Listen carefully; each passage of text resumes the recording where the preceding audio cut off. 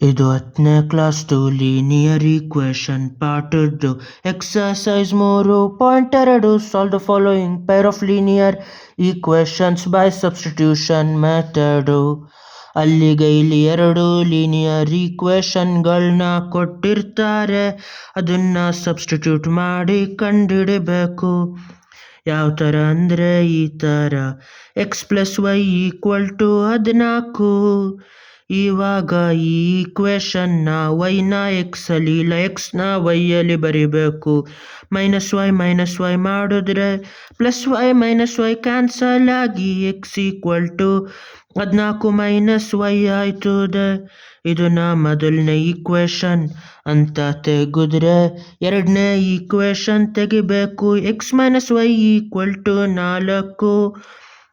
x ಬದಲು 14 - y = 4. ಅಲ್ಲಿ ಯಾವುದು ಪ್ಲಸ್ ಇಲ್ಲ ಅಂದಿದ್ದಕ್ಕೆ ಆಚೆ ಬಂದಿರ್ತದೆ. 14 - y = 4. ಇವಾಗ ಎಷ್ಟು ಅಂದರೆ 14 - 2 y = 4. ಇಲ್ಲಿ ಏನು ಮಾಡಬೇಕು ಅಂದರೆ +2 y +2.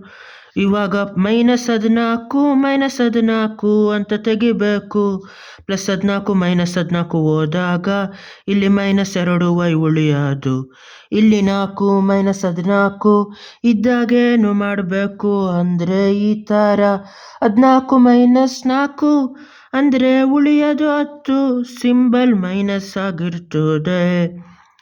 ಇವಾಗ ಎರಡು ಕಡೆನೂ -1ರಿಂದ ಗುಣಿಸ್ಬೇಕು.